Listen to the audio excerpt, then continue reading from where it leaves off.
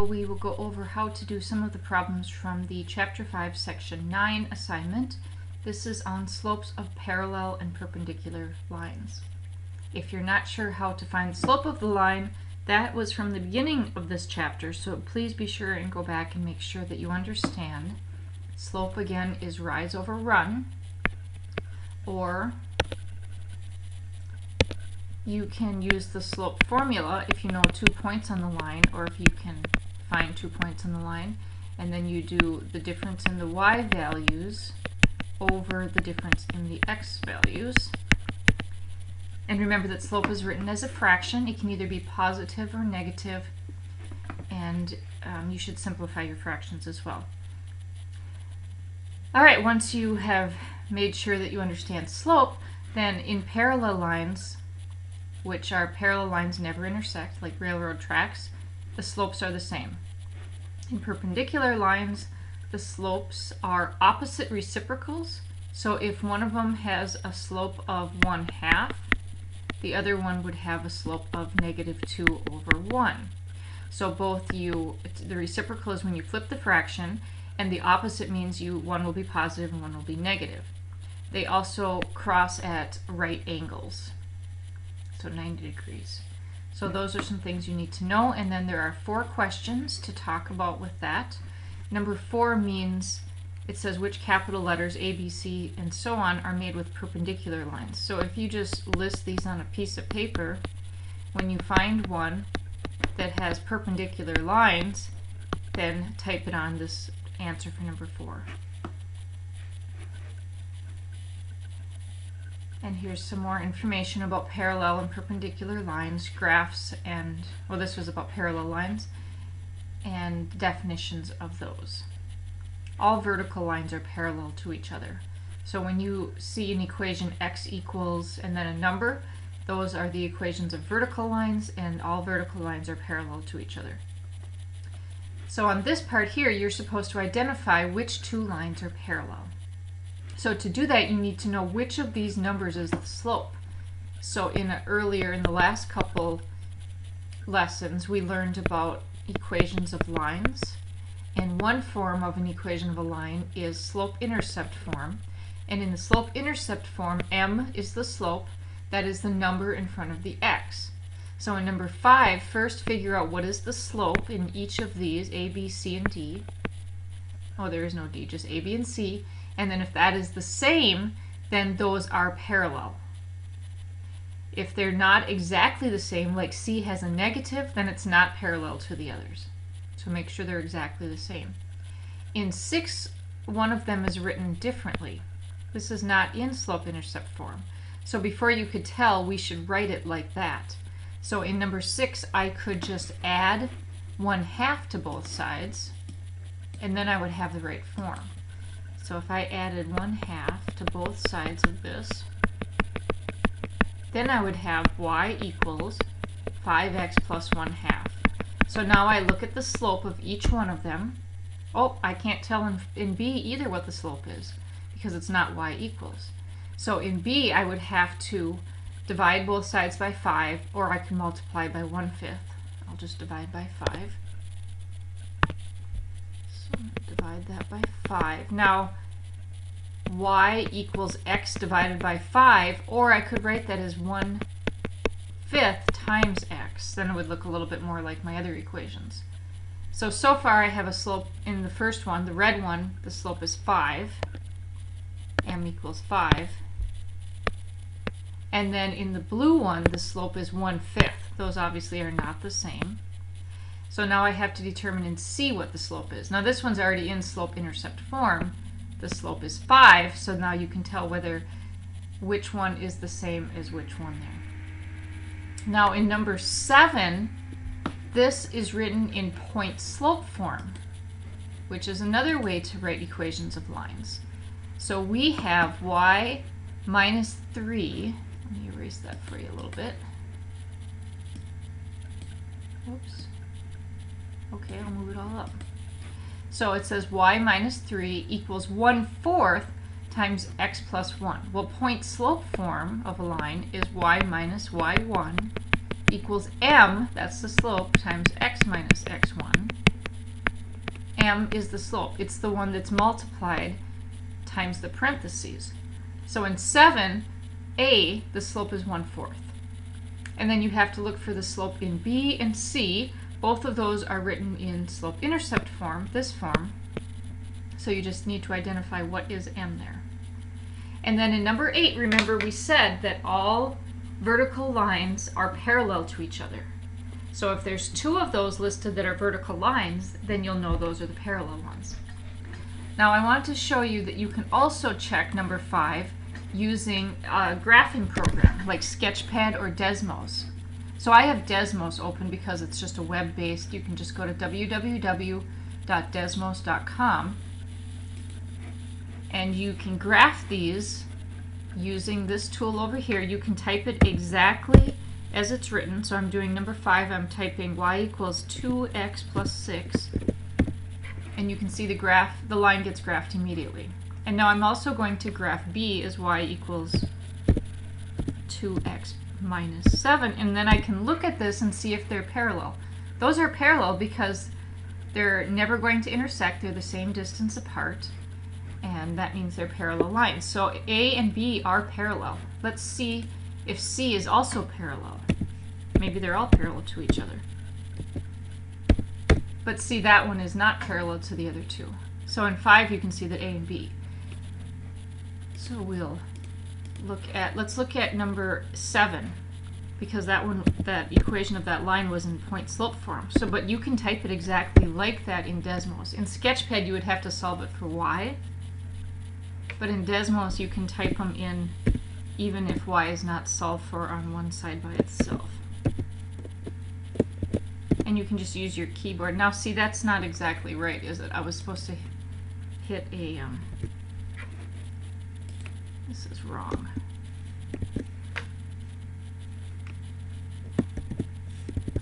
I have to fix this because that is definitely not what we want to graph. 1/4, and then I have to move over here. So I arrowed over to get over here, so I didn't have the, what's the other part? X plus 1 shouldn't be in the denominator like that.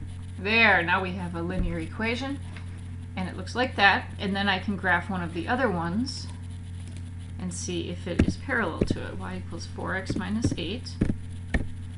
That's not parallel to the first one. Let's graph the other one and see if it's parallel to either one. Y equals 4x. So I'm going to, you can turn these off and on, hide them. I'm going to hide the first one, and I can see that B and C are parallel to each other. So you can, and if these weren't, you could hide the middle one. Nope, they're not parallel. So you can just click on the color button on the side to turn them off or on. The X deletes them, but this hides them. And you can continue doing that. Let me just, without deleting these, in number 8, if you type x equals 8, it'll graph the vertical line right there. And if you type y equals 8, you'll see that that is a horizontal line, and it's going through there. So those are not parallel to each other, but that's how to graph those. All right. Now, next we have a geometry application. You are supposed to show that ABCD is a parallelogram. So a parallelogram is, the definition of a parallelogram is that opposite sides are parallel. So you would need to find the slope of 2 opposite sides and see if they were parallel. So in this example, they did the slope of AB. They used the slope formula, and they got 2/5. And they did the slope of CD using the slope formula, and they also got 2/5. That's enough then to know that these are parallel lines.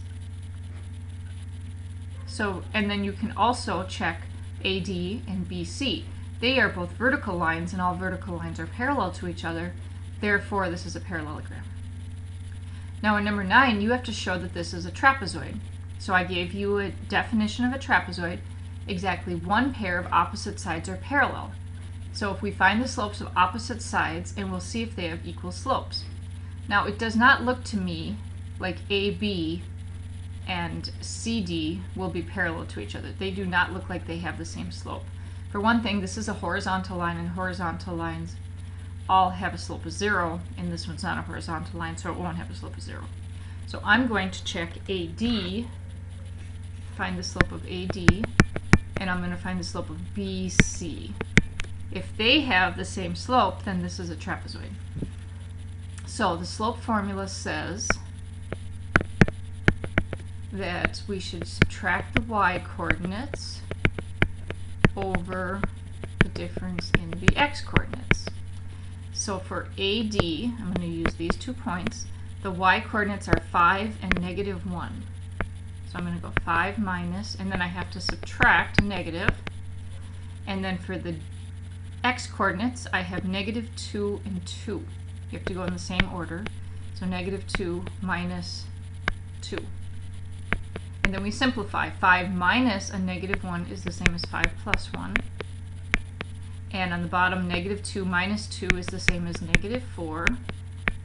5 plus 1 is 6 over -4. This simplifies, divide them both by 2, to -3 halves. For BC, we are going to use the points 4/5 and 6/2. 4, 5, and 6/2. So the y-coordinates are 5 and 2. So 5 minus 2. The x-coordinates are 4 and 6. So 4 minus 6. So 5 minus 2 is 3. 4 minus 6 is -2. So here's our 2 slopes. One of them is -3 halves. The other one says 3 over -2, but that negative can go either place. So these are the same slope. So you would say that the slope of AD and BC are equal. So this is a trapezoid.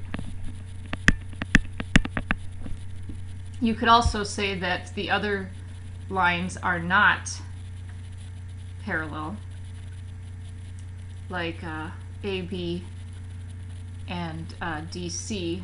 You could say that those are not parallel. So the slopes are equal, I should say, so parallel. Alright, so then we talk about perpendicular lines. They are lines that cross at right angles. If you multiply their slopes together, you get -1. The slopes are opposite reciprocals. So in 10, 11, 12, and 13, you have to identify which 2 lines are perpendicular. And to do that, you can look at the slopes. Remember, slope is m in the slope-intercept form. And if it's written in point-slope form, the slope is still m. So you can identify the slopes from the equations, and then if they are opposite reciprocals, you can say they're perpendicular, or you could graph them at Desmos and see if they're perpendicular. Let's look at number 12. In 12, the slope of this 12a is written in point-slope form. The slope is 4. In 12b, the slope is -1/4. And in C, the slope is 1/4. So one has to be positive and one has to be negative in order to have perpendicular lines, and they have to be reciprocals of each other. So you have to figure out which 2, B and C, one's positive and one's negative, but they're the same number. They're not flipped over. So the ones that would be flipped over and opposite would be A and B, because 4 and 1/4 are reciprocals, and one's positive and one's negative. And then in 13, vertical lines are perpendicular to horizontal lines. So A, I forgot to put A on this one, A would be perpendicular to B, because one's horizontal, one's vertical and one's horizontal, but these 2 are also perpendicular, so you might get 2 answers on this one. And then for the geometry applications, I told you what you're looking for on each one. So you're going to be finding lots of slopes and then deciding whether or not they are parallel or perpendicular, so that you can decide whether or not it's a rectangle or a parallelogram or so on. So in number 14, we are going to show that this is a rectangle. In a rectangle, all four angles are right angles, which means that the sides next to each other would be perpendicular. So we need to find the slopes of PQ, of QR, of RS, and of PS. We have to find four slopes, so this is really good practice. So let's find the slope of PQ. So the slope is equal to the difference in the y values over the difference in the x values, remember. So we are going to carefully put in the y values, and then we'll subtract those, and the x values, and then we'll subtract those. So 6 minus 4 is 2, 2 minus 1 is 1. So the slope of PQ is 2. Now, if it's a rectangle, then QR should be the opposite reciprocal, so negative 1/2. Let's see. So we are going to again use the slope formula. This time we're going to take the y value is 3 and 6, so 3 minus 6, and the x values are 8 and 2. And remember to simplify this when you're done too. So we get negative 3 over 6, and that does simplify to negative 1/2. So these two lines are perpendicular to each other. And now we need to find RS, the slope of RS. So we have to take the y values and subtract, so 1 minus 3, and then take the x values and subtract, so 7 minus 8.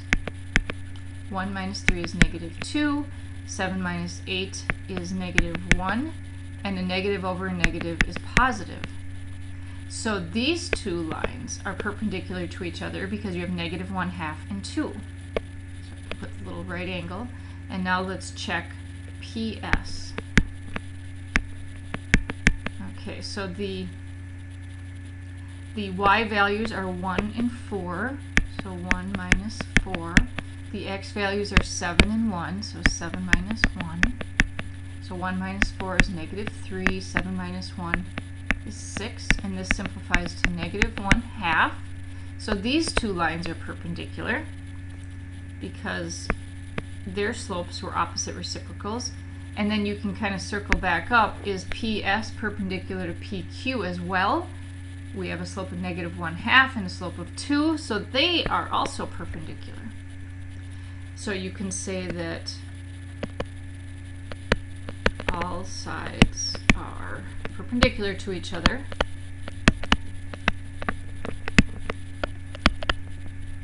So this is a rectangle.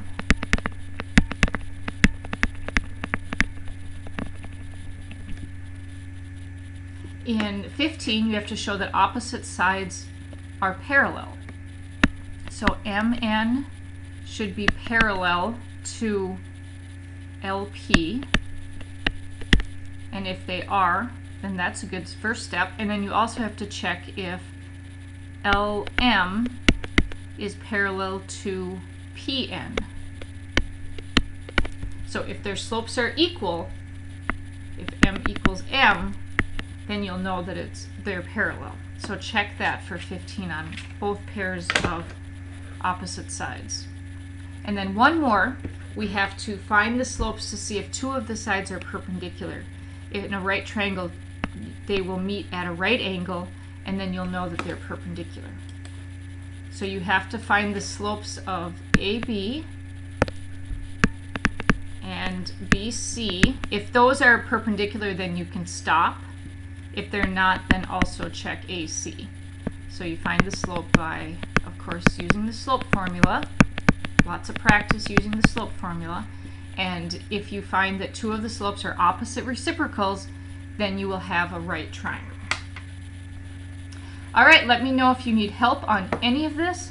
Otherwise, have a wonderful